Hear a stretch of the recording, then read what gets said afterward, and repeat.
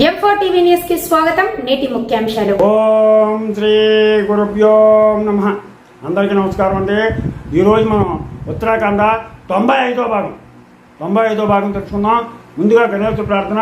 శుక్లాంబరధరం విష్ణు శశివర్ణం చతుర్భుజం ప్రసన్నవదనం ధ్యాయేత్ సర్వ విఘ్నోపశాంతయే. గురుబ్రహ్మా గురుర్విష్ణు గురుర్దేవో మహేశ్వరః గురు సాక్షాత్ పరబ్రహ్మ తస్మై శ్రీ గురవే నమః. శ్రీరామ జయ రామ జయ జయ రామ శ్రీరామ జయ రామ జయ జయ జయ జయ రామ. శ్రీరామ రామ రామేతి రమే రామ మనోరమే సహస్రనామ తత్తుల్యం శ్రీరామనామ వరాననే. హరి ఓం.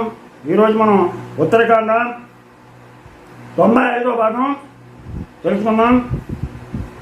ఆ తర్వాత రామచంద్రుడు మునులతోనూ ఆప్తజనులతోనూ రాజులతోనూ తనను సేవించుతున్న వానరులతోనూ ప్రతిదినమును ఆ గీతమును వినను. ఆ గీతం వలన ఆ కుశలవులు సీతాపుత్రులను ఎదించి ఆ రాజు సభవారు వినుచుండగా దూతలను పిలిపించి ఇట్లనను. ఇది ఉత్తరాఖండలో కుశలవోత్పత్తి వివరకు ఆ బాలకుడు తన కుమారులని శ్రీరాముడే ఎరుగడు. ముందచ్చటను కూడా ఈ విషయం చెప్పలేదు. తమ గానం విను ప్రభువు శ్రీరాముడు తన జనకుడని కుశలవులకు తెలియదు. ఓ దూతలారా, మీరు వెంటనే వెళ్ళి వాల్మీకి మునికి నా మాటగా ఇట్లు చెప్పుడు.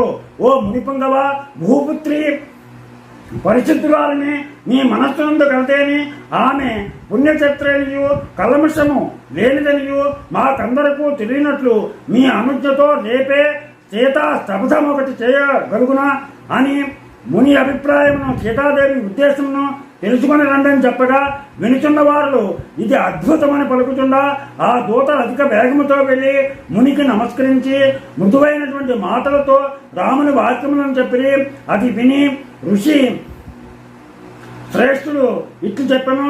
రామచంద్రుడు చెప్పిన విధముగా భూపుత్రి రేపే శపథం చేయను కాక స్త్రీలకెండైనను దైవము ప్రాణ విభుడే కదా అని చెప్పగానే ఆ దూతలు తిరిగి వచ్చి ఆ మాటను రామునితో చెప్పగా సంతృష్టి చెందిన మనస్సు కలవాడే రాముడు ముని సంగములను రాజులను సూచిట్లను సేవకులతో కూడిన రాజులారా, శిష్యులతో కూడి ఉన్నటువంటి మునీశ్వరులారా, మనస్సులందు సందేహమున్న పౌరులారా, అందరినూ తప్పక రేపు రెండు భూపుత్రి అపవాదమును తొలగించుకున్నటకే జగములకు తెలియనట్లుగా శ్రేష్టమైన శపథము చేయనని చెప్పగా మునులు మేలు మేలని మెచ్చుకున్నది.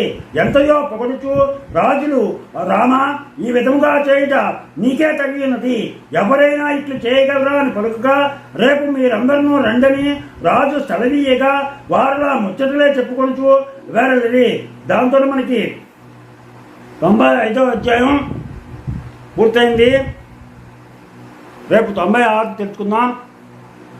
మీరందరూ కూడా ఎంతో భక్తి శ్రద్ధలతో ఈ ఉత్తరాఖండ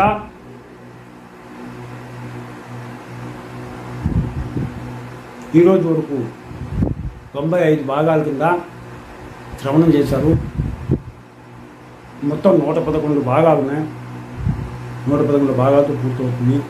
మీరందరూ ఎంతో భక్తి శ్రద్ధలతో దీన్ని శ్రవణం చేస్తున్నారు.